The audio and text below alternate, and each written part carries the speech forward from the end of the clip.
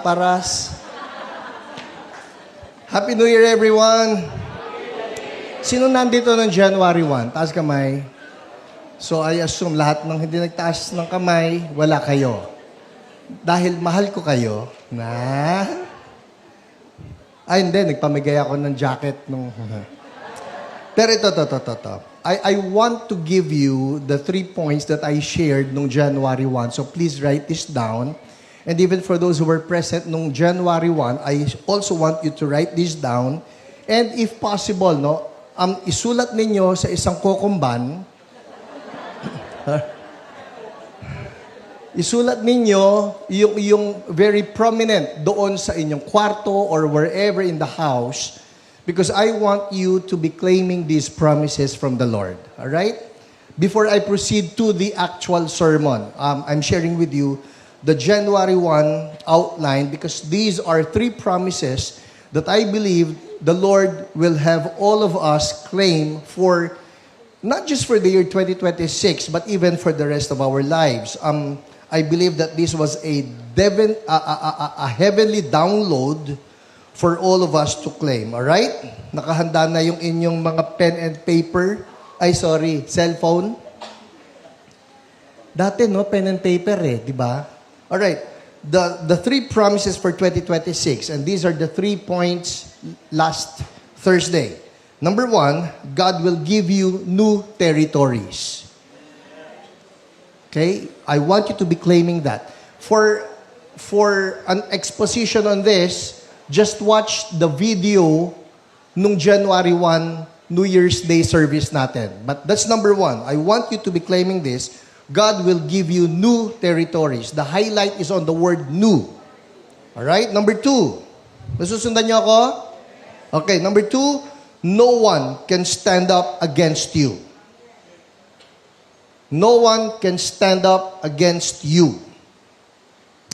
So, I'm not saying that there will be no opposition, but the oppositions cannot stand up against you.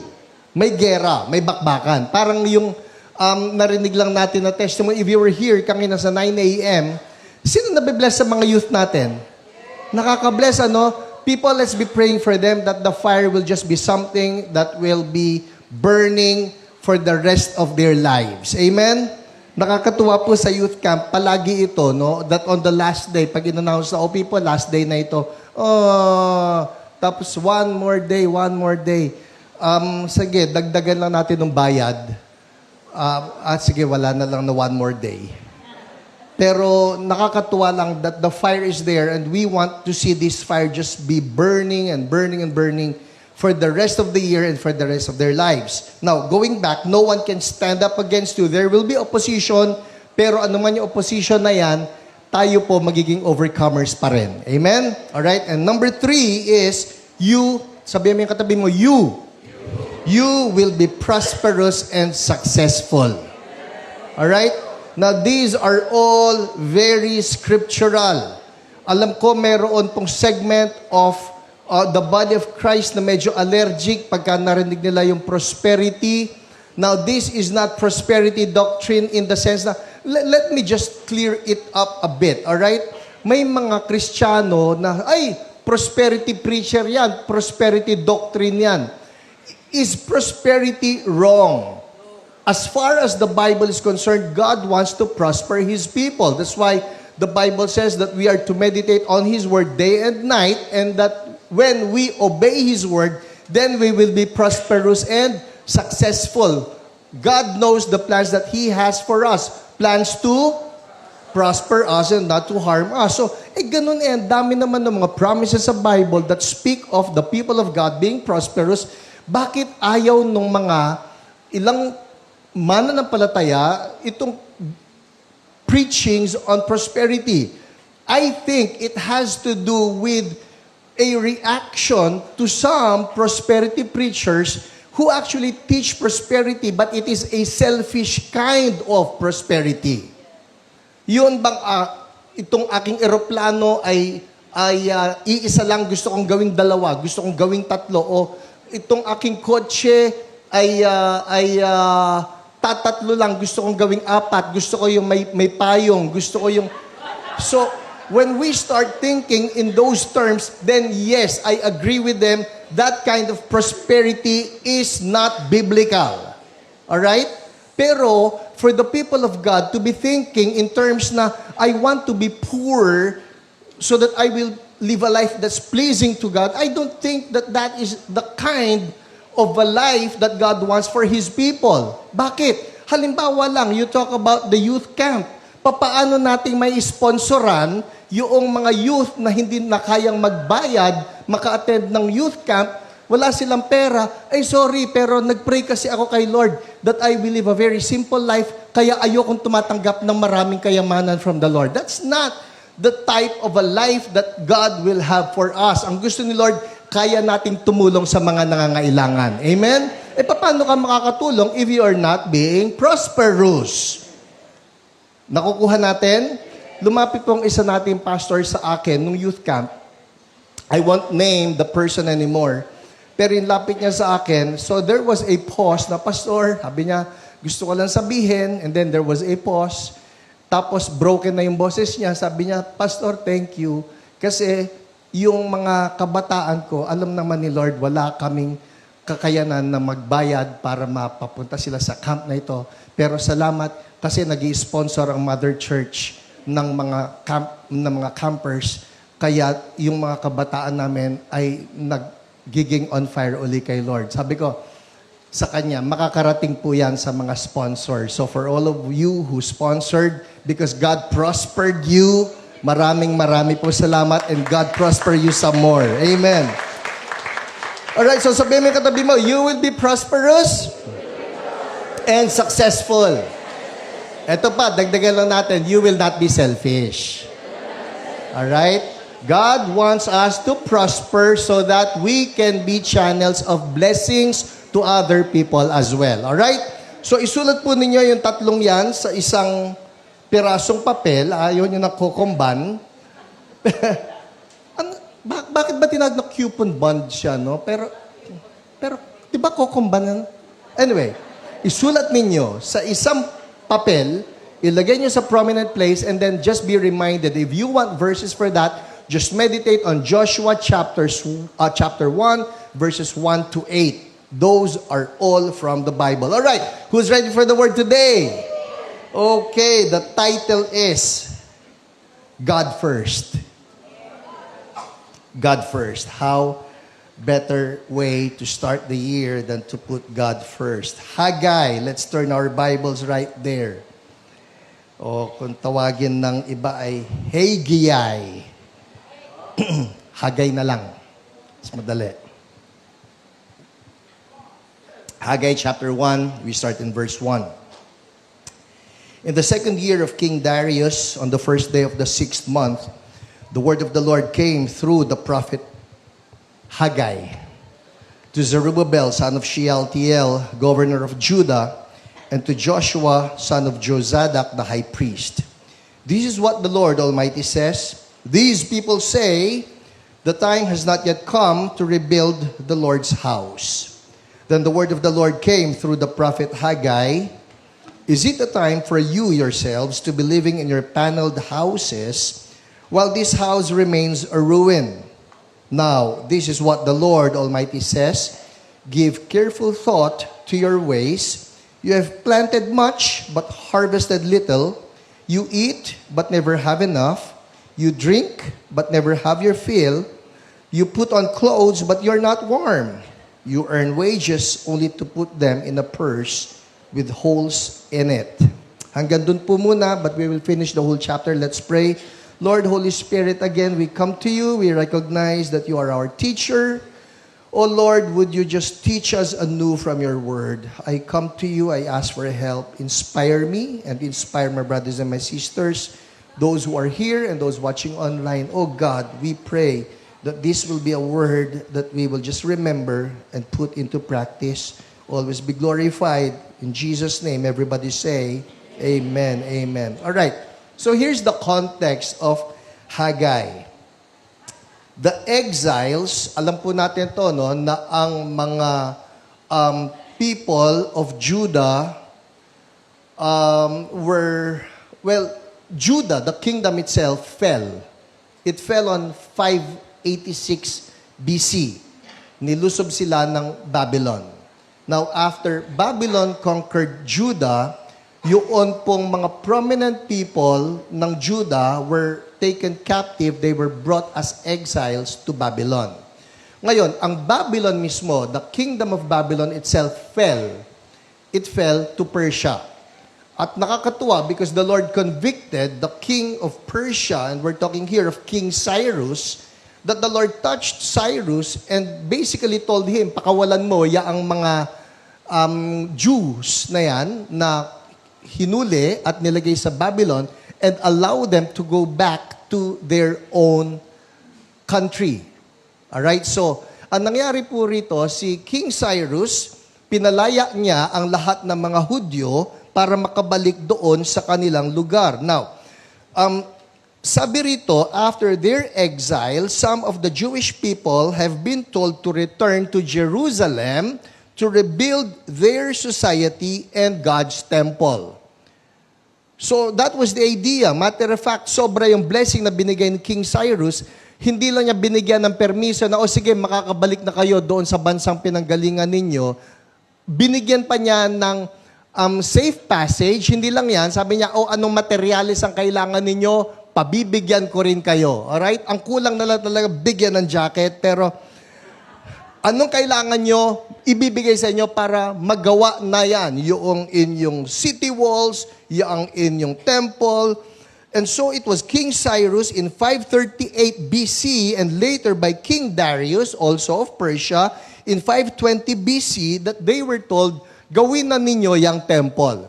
In short, meron ng instruction, meron ng blessing, but sadly, unfortunately, nandun na nga yung permiso, nandoon na nga yung mga materyales, but nobody was doing any work towards it.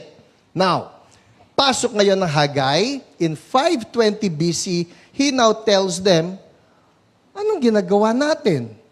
Ano nangyari? Merong promises si Lord, nagbigay na siya ng provisions, nagbigay na siya ng direction, nagbigay na siya ng protection, everything that you need, pero anong ginagawa natin?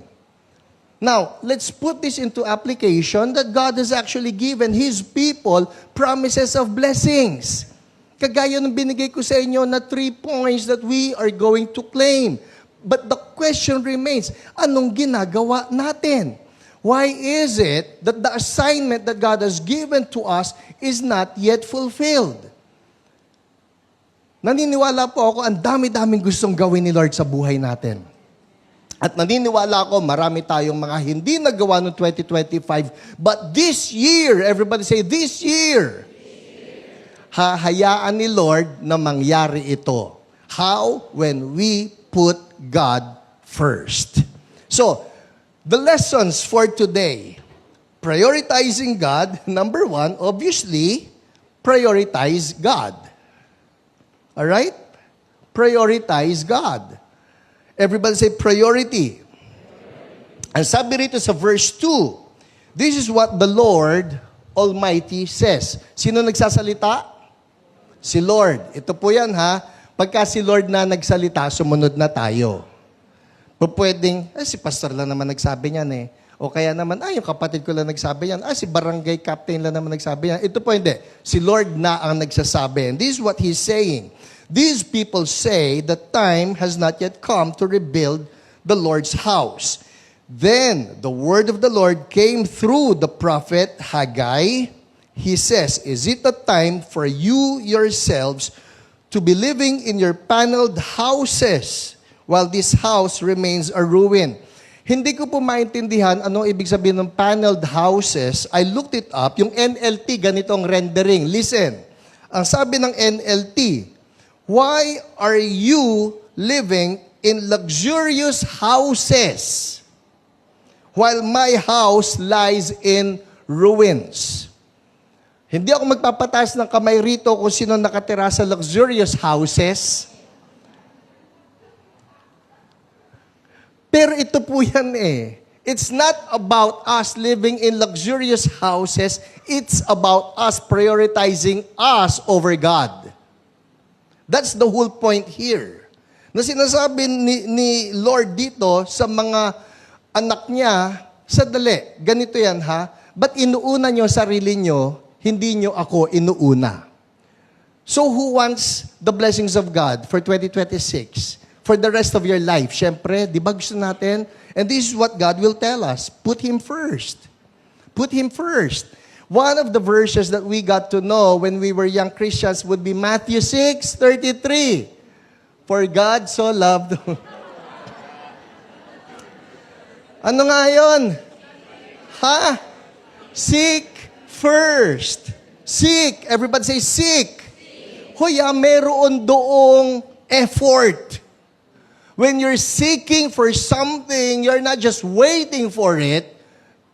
May effort. Everybody say effort. Seek first. Seek first. Everybody say first.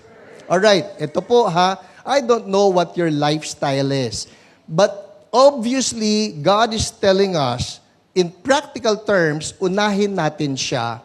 And I think the most practical thing would be in our everyday lives, let's put God first. Before anything else.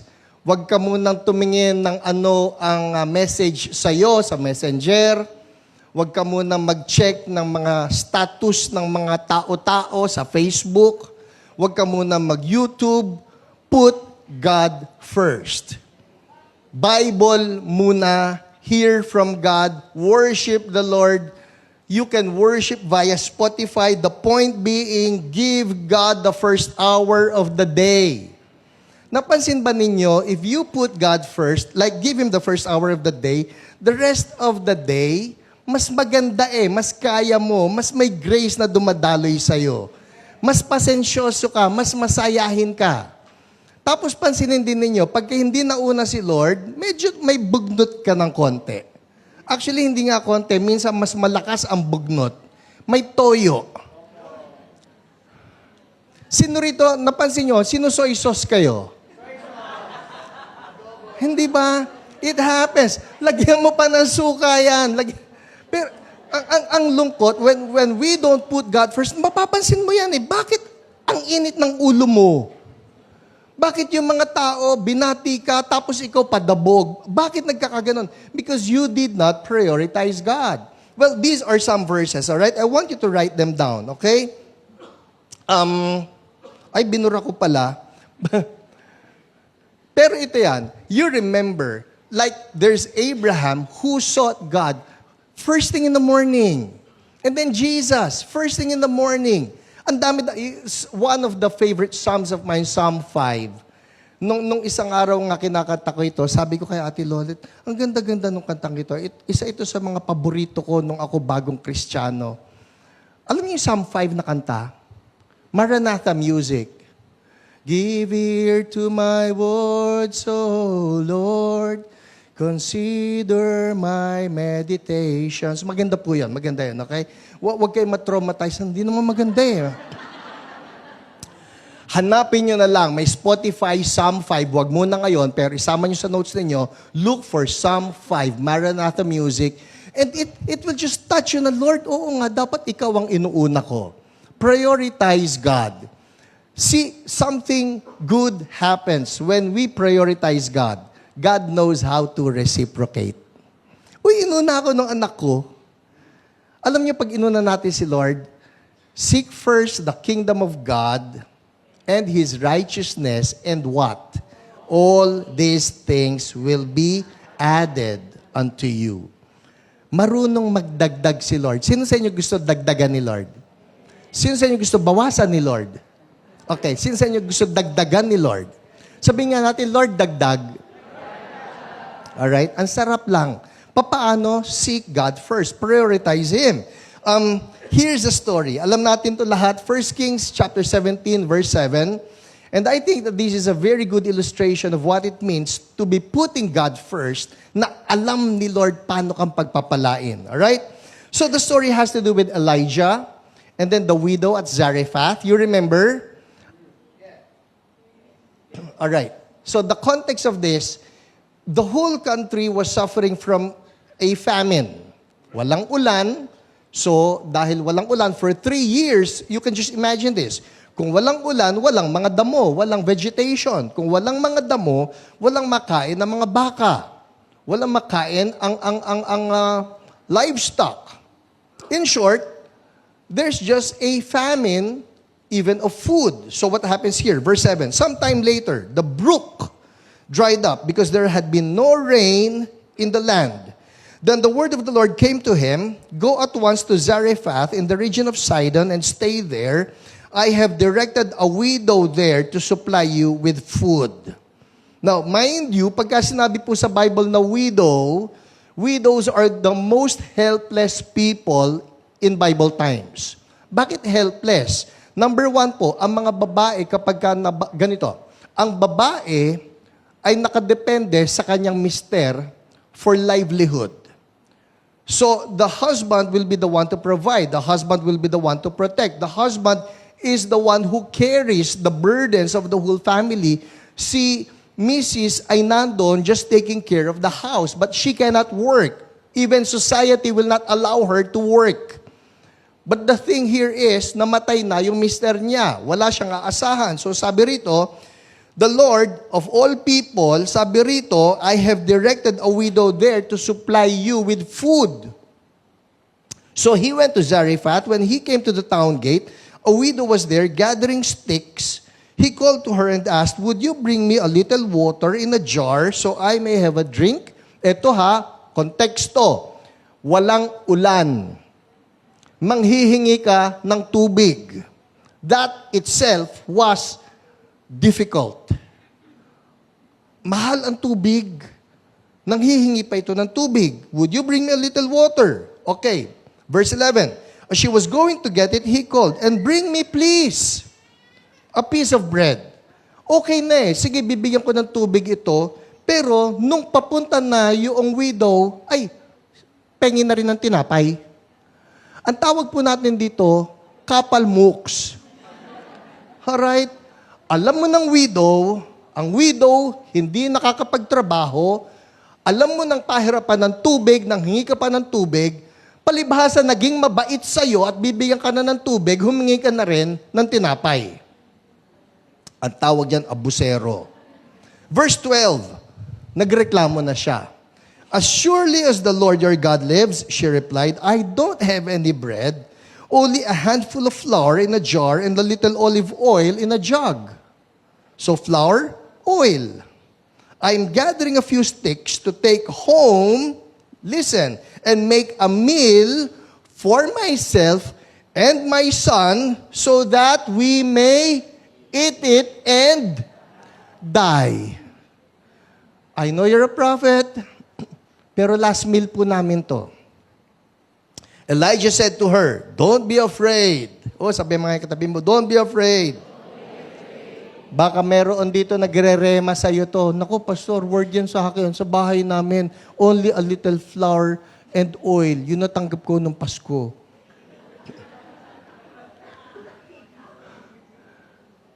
At alam ni Lord, last meal namin, listen, don't be afraid. Alright? Don't be afraid.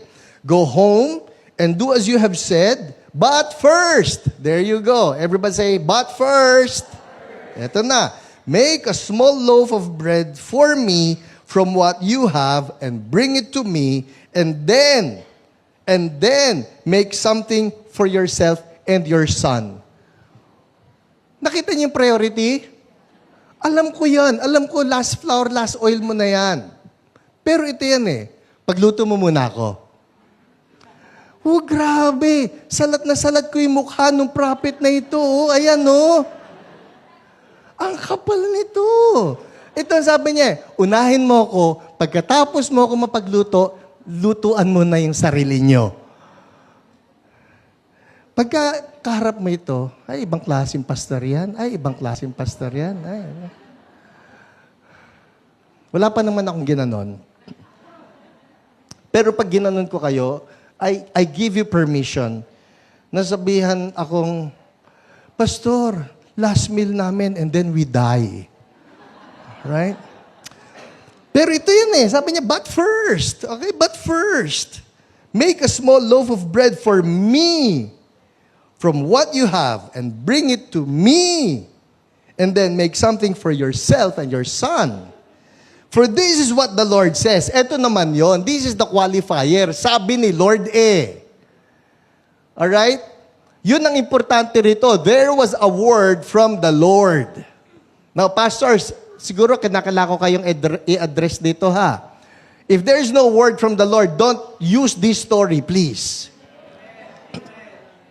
Pwede bang bago kayo maglechon sa Noche Buena, kami muna? Wow! Pastor, ha? Salat kita hanggang dito. I don't think that that's a word from the Lord, all right? Pero under tayo rito. For this is what the Lord, the God of Israel says, the jar of flour will not be used up, and the jug of oil will not run dry until the day the Lord sends rain on the land. Sarap naman nun. Di ka mauubusan ng arena. Di ka mauubusan ng mantika.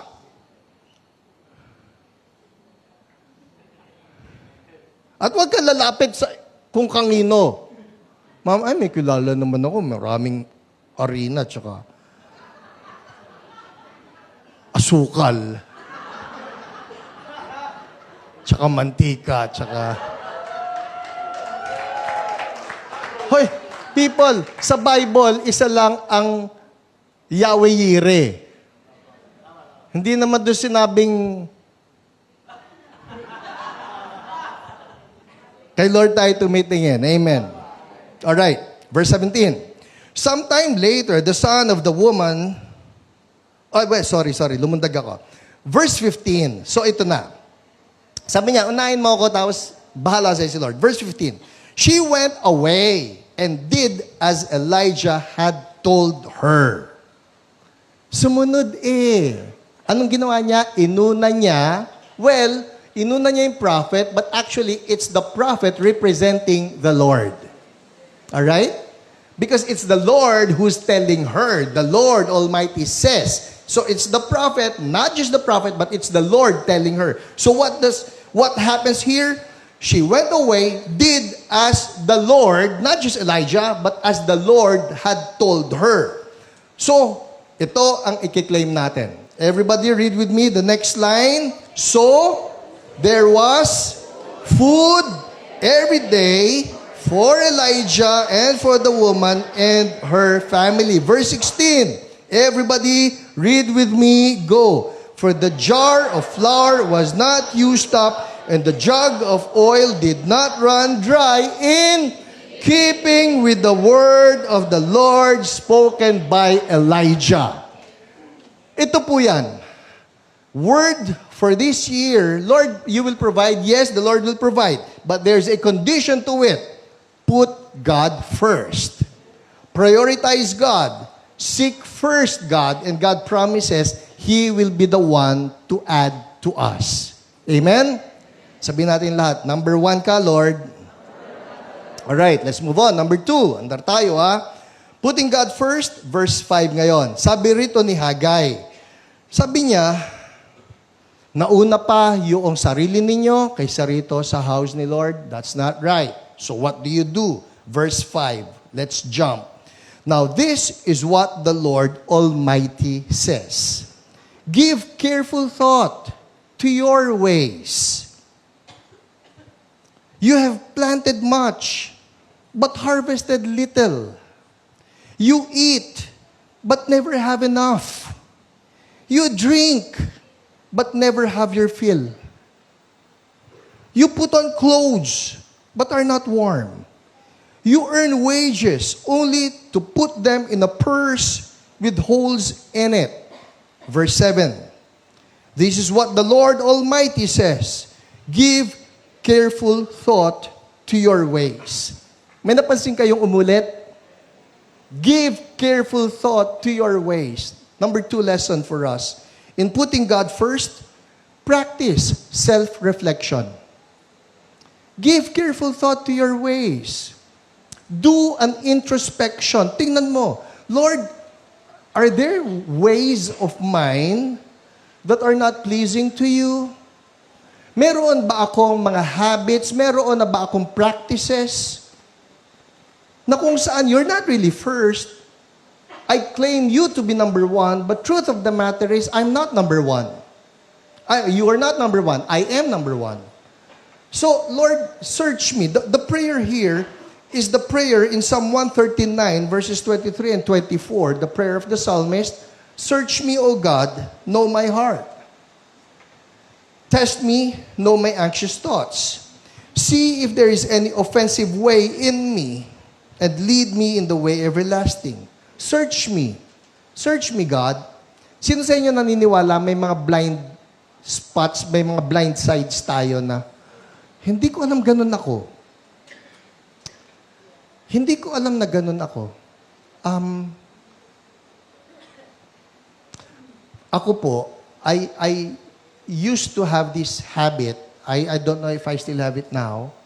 Pero pagkakausap ko kayo, maski sino kausap ko for that matter, maski sino pa kayo, na pagkakausap ko, nanggaganyan ako. Huy, ganyan.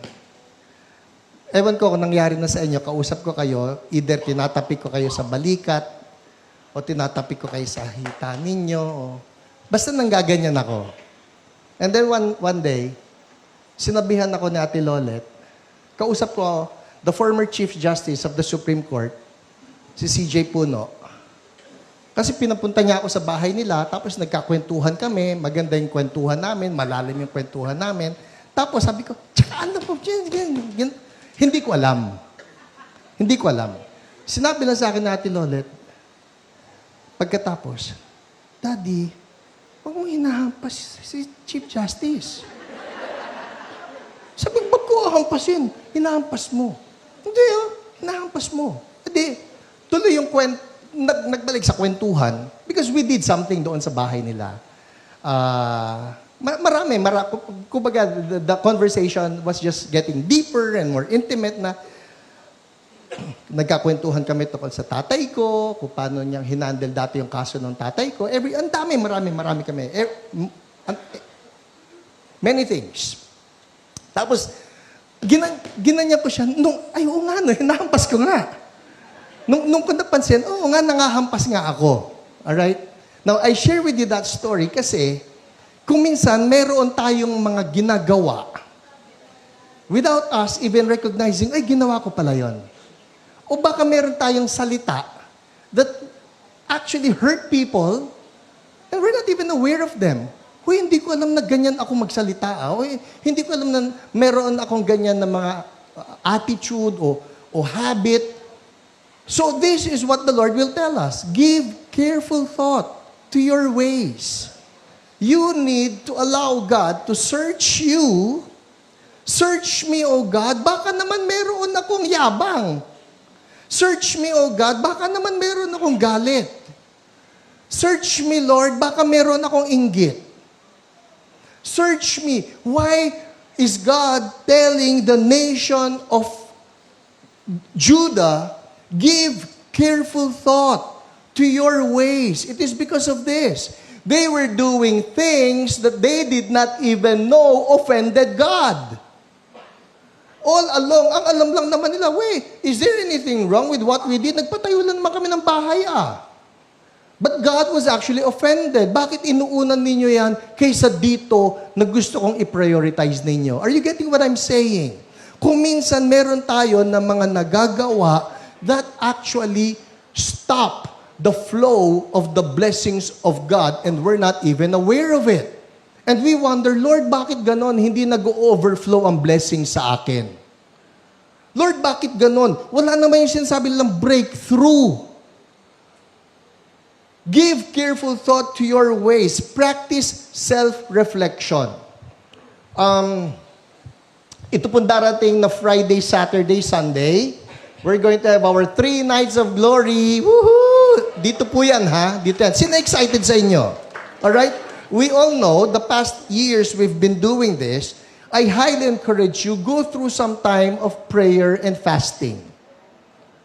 Ang maganda rito, when we pray and when we fast, lalo na yung fast na hindi na itinakasanayan na natin, you can go for an extended time of fast, Para lang sa ganun, Lord, if there's something in me that you need to break, would you break through me?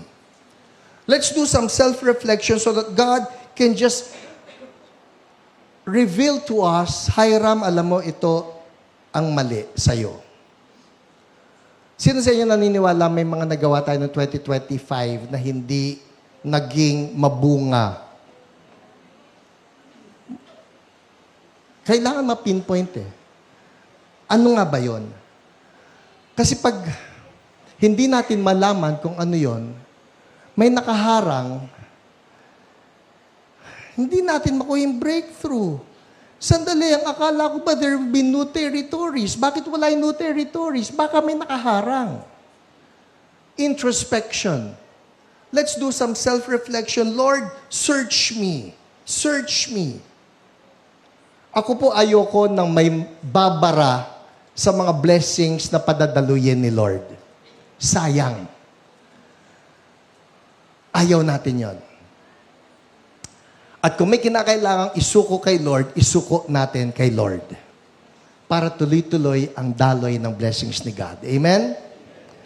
Alright, so after this, it's up to you. Ako po, may plano na kung gusto niyo makisabay. But Friday, Saturday, and Sunday, I'm going to do my prayer and fasting. For some of us, baka hirap sa ganon, you can do 1 meal a day. Or probably you can do 2 meals. Probably you can do 3 meals in a day. Probably you can just commit 1 day. The important thing is we need to break something in our lives and allow the Lord to just reveal it to us. Give careful thought to your ways. Sino sa atin gusto ng breakthrough for 2026? Self-reflection. Lord, search me. Reveal to me ano ang mali. Ano ang dapat mawala? Ano ang mga habits na hindi kaaya-aya sa inyo, and give me the grace to surrender them. Amen? So going back, eto na, sabi ni Lord sa Judah, you know what? I really want to bless you. I really want to bless you. So here you go. Verse 8. Go up into the mountains and bring down timber and build my house, so that I may take pleasure in it and be honored. Look at this, Matagal na silang pinalaya ni King Cyrus. Hindi pa nila nagagawa yung temple. Ngayon, si King Darius also told them, go on, build the temple. I'm giving you the materials for it. Go ahead. Hindi pa rin nila nagagawa. And then here comes the prophet, Haggai, telling them, now's the time. Gawin nyo na yan. People, for all you know, this is the window that God is giving to us as a church. And this is the window that God is giving to you as His son, as His daughter, as His child, na eto na yung 2026. This is the window. This is the year of your breakthrough. What to do now? Number 3, proceed with action. The key word, action. Not just intentions, action. Oo nga, tagal nun. Tagal nung blessing, tagal nung breakthrough. Sabi ni Lord, tagal mo nang iniisip eh. Hindi mo pa ina-actionan eh. Ang ganda kung nandito yung temple, probably they were thinking, oh, you remember the glory days. You remember when we had the Temple of Solomon. Oh my goodness, that was such a wonder. O ano ngayon? Ang ganda nun eh. Ano ngayon? We cannot just be looking back and thinking, ang ganda ng Temple ni Solomon, how about rebuilding it now? So here, the Lord is telling them, go up into the mountains, bring down timber, build my house. Everybody say action.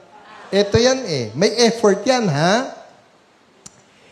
Ang blessings po ni Lord, hindi lang naman ito yung basta babagsak sa harapan mo, tapos sasabihin mo, wow! Blessing. May nalaglag sa... Well, actually, there are some occasions wherein it happens na yung raven biglang dumating dito kay Elijah, tapos pinakain siya ng raven. Sometimes I wonder, saan kinuha ng raven yon? Sino kaya yung pamilyang nawalan? Pero, if you've read my book, yung Miracle Money, meron pong kwento ron ng isa sa mga church members natin na yung anak niya umiiyak kasi kailangan niya doon sa kanilang school project ng angel wings. So, kailangan niya makagawa ng wings. Siyempre, yung mga project na ganyan, ang gagawa naman niya talaga, hindi naman yung anak no? Bakit ganito ng mga project ng eskwelahan? Parang, sabi mo sa nanay mo, gawin ito. Kulang na lang nasabihin yun no? Assignment for the mom. Okay? Pero yung bata, umiiyak na kasi kailangan niya, ang role niya siya yung angel Kailangan niya ng wings. Sabi, kailangan ko ng angel wings. Para gumawa ng angel wings, syempre, kailangan niya ng cardboard. Pagkatapos, kailangan niya ng maraming bulak. Wala silang pambili ng bulak. Wala silang pera. At umiiyak na yung bata. And then the mom remembers the Lord will provide. So praise the Lord, pahingin ng pambili ng bulak. Para malagyan ko ng bulak yung pakpak ng anak ko. Alam niyo ang kwento doon, if I remember it correctly, nandun sila sa highway, nakasakay sila sa tricycle. Pagkatapos sa harapan nila, mayroon pong isang truck na mayroon yung panel sa likod. Bumukas yung pinto, may nalaglag na isang sako ng bulak.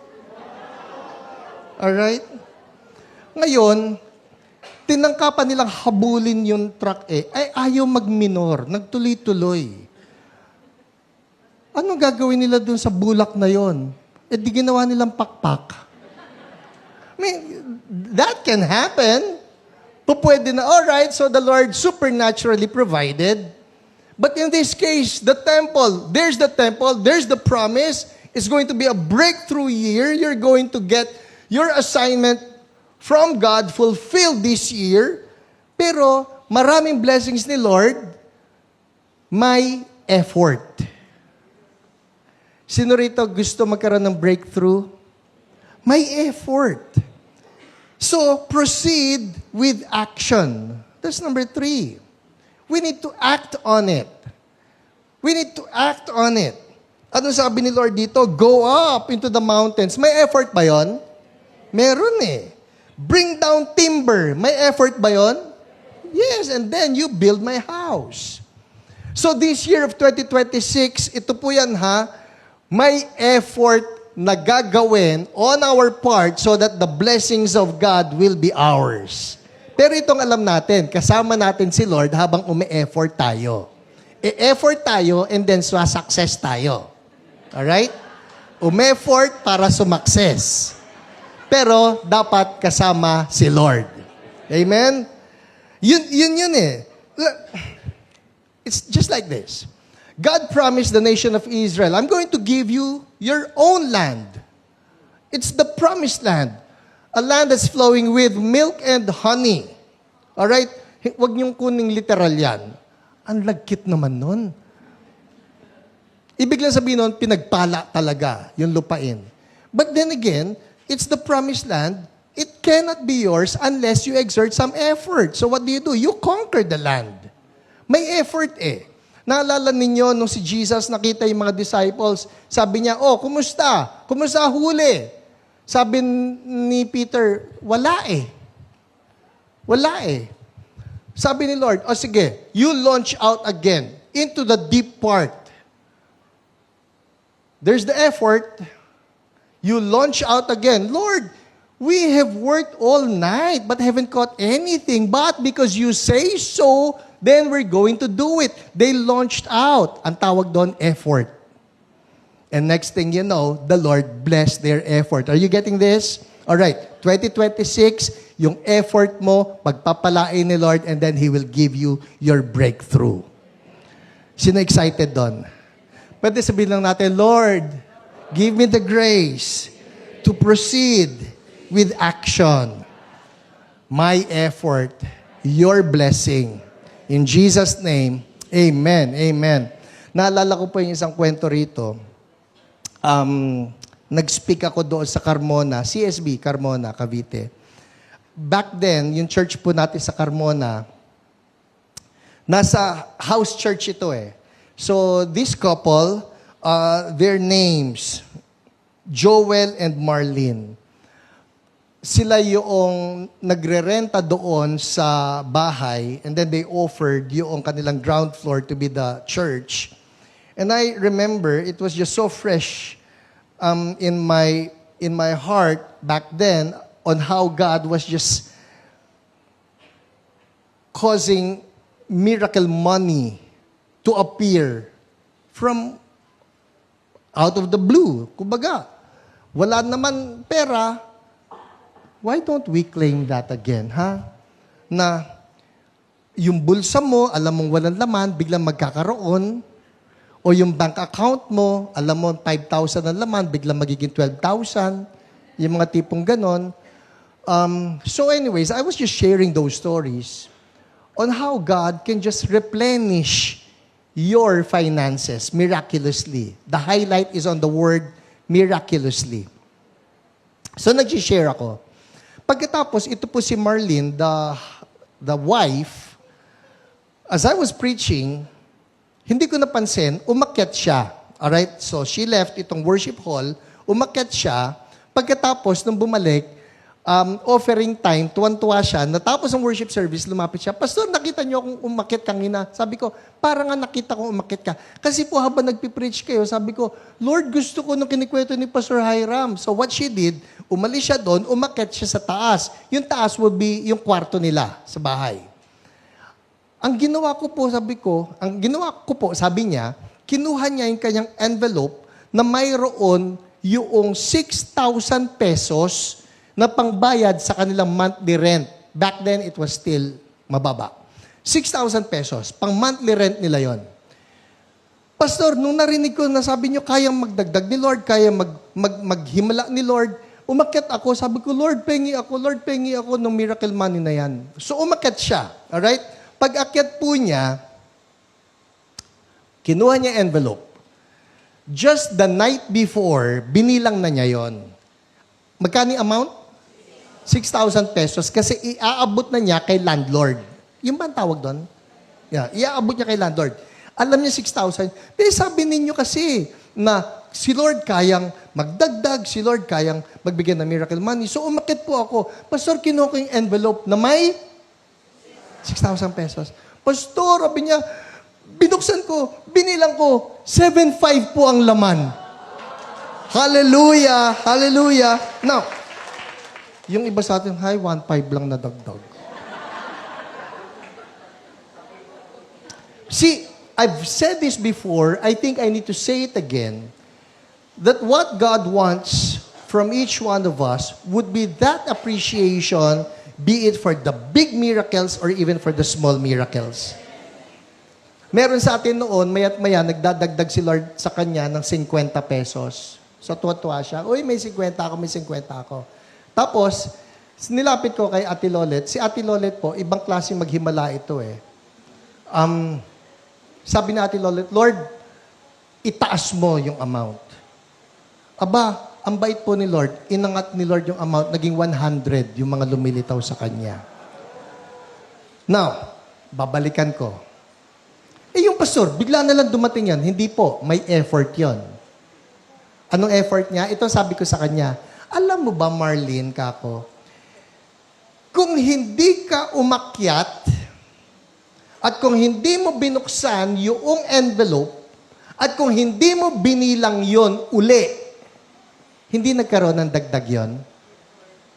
Are you getting this?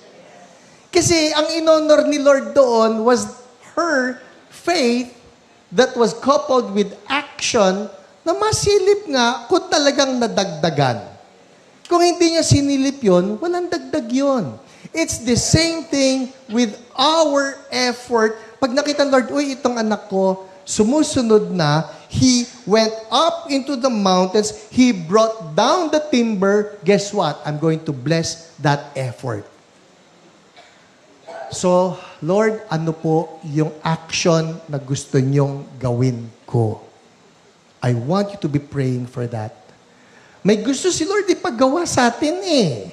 May gustong ipagawa si Lord sa bawat isa sa atin, be it for you as an individual, be it for you, for your personal breakthrough, or be it for us as a church. God really wants to give us our breakthrough.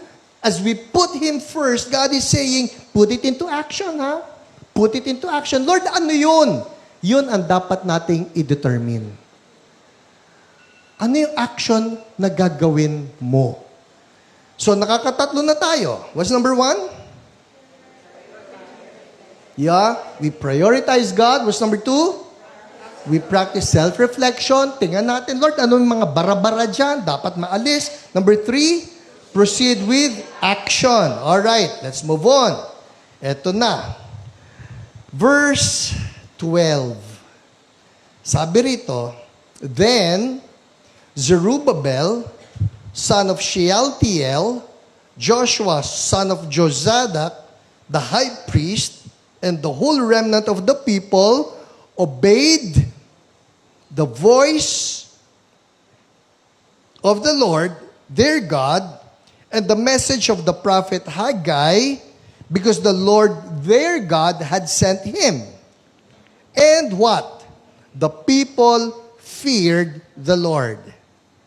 Then Haggai, the Lord's messenger, gave this message of the Lord to the people, I am with you, declares the Lord. So the Lord stirred up the spirit of Zerubbabel, son of Shealtiel, governor of Judah, and the spirit of Joshua, son of Jozadak, the high priest, and the spirit of the whole remnant of the people.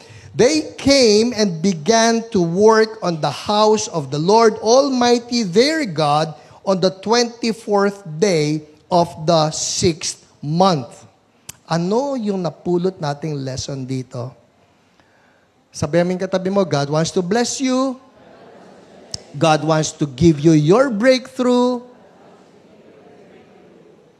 Pero ito yan, ha? We need to obey. Hindi ba?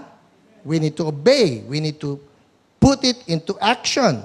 So sabi sa verse 12, so these people obeyed the voice of the Lord. What happens when we obey God?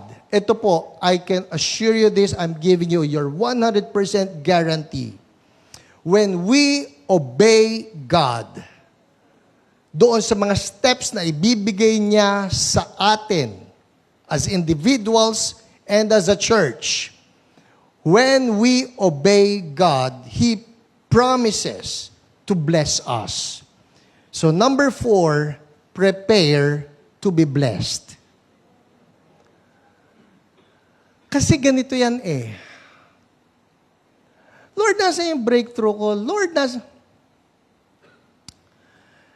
I heard this from Joshua Mills that many people are ready to give but not ready to receive.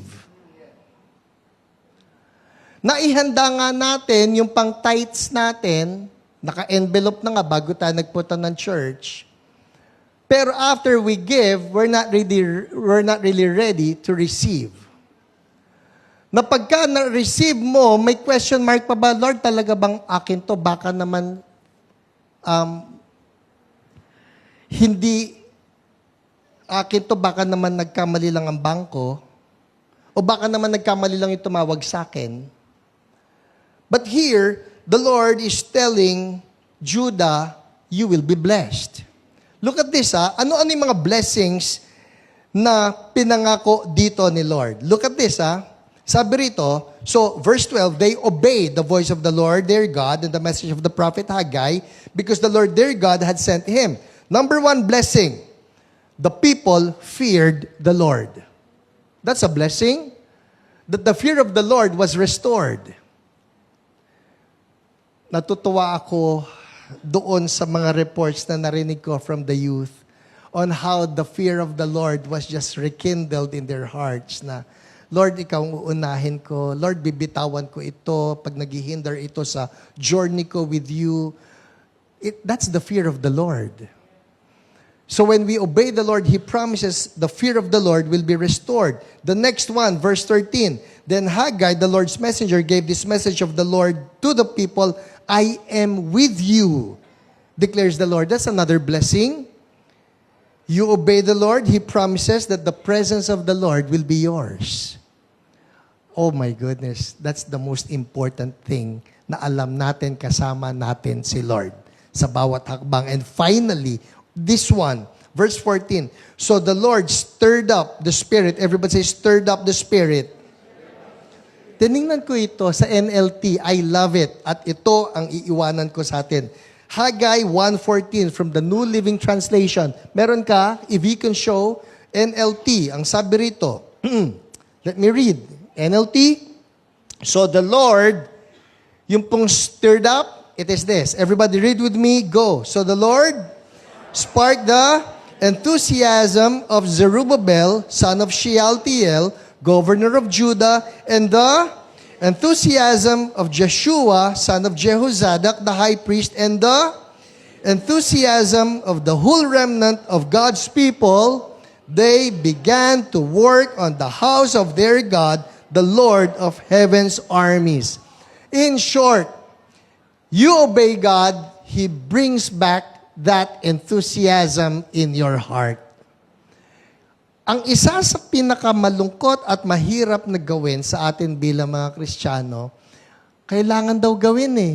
Kailangan daw gawin eh. Huy, gawin daw yung temple. O, kailangan daw gawin eh. Malungkot pag yung ginagawa natin, kailangan lang kasi. Ba't mo ginagawa yan? Para magkaroon ng breakthrough. Ba't mo ginagawa yan? Kasi sabi ni pastor magkakaroon daw ng blessing pagka ginawa ko ito, pag nag-effort daw ako. People, kung effort lang natin, I tell you this, magba-burn out tayo. But if God will add His enthusiasm in us as we do His work, maski anong gawin mo, you will never burn out. You will just keep on be burning for the Lord. At yun ang pinipray natin, Lord, itong taon na ito, I'm not burning out, I'll just burn up. Magkaiba po yun. Burn up, not burn out. You remember the burning bush? Tuloy-tuloy ang apoy, pero hindi namamatay. That's enthusiasm. By the way, just a side note, the Greek word for enthusiasm, two Greek words, entheos. In God. We become enthusiastic when we do things in God. And He promises this. Sundin natin siya. This year, 2026, He promises He will bless us with enthusiasm. Amen? Alright, let's all stand up. So ano nangyari? Ang sabi rito, Haggai gave the message in 520 BC. Kailan sila pinalaya? 538 BC. Ano ibig sabihin nun? 538 BC, that's before Christ. 538 BC, they could have started with the construction of the temple, but nothing happened. From 538 BC until 520 BC, when the prophet Haggai came and says, alam ba ninyong gustong-gusto kayong pagpalain ni Lord? Alam ba ninyong gustong-gusto niya maitayo na yung temple? 538 BC to 520 BC, paurong po ang bilang natin, 18 years wasted. And then came the preaching. Then came the word of the Lord. God wants to give you your breakthrough. Ito po, from 520 BC, they started working. By 515 BC, the temple was built and finished. 18 years wasted. But when they started acting on it, the breakthrough came. Pwede kaya that there are some wasted years. Sayang, hindi ko nakuha ito noon. Dati pa may gusto ibigay sa akin si Lord eh. There have been some wasted years. But this year, we're saying, Lord, no more wasted years. We're acting on it and we are prepared to receive the blessings. Amen? Taas natin dalawang kamay natin kay Lord. Sabihin natin, Lord, I'm here. Search me. Show me if there are things that are blocking your blessings from flowing in my life. And if there are, forgive me. I repent. From now on, I'm asking God, give me that grace, that empowerment, that enablement to obey. I will obey. I will put you first. And as I put you first, I'm prepared to receive your blessings. In Jesus' name, amen. Amen. Hallelujah.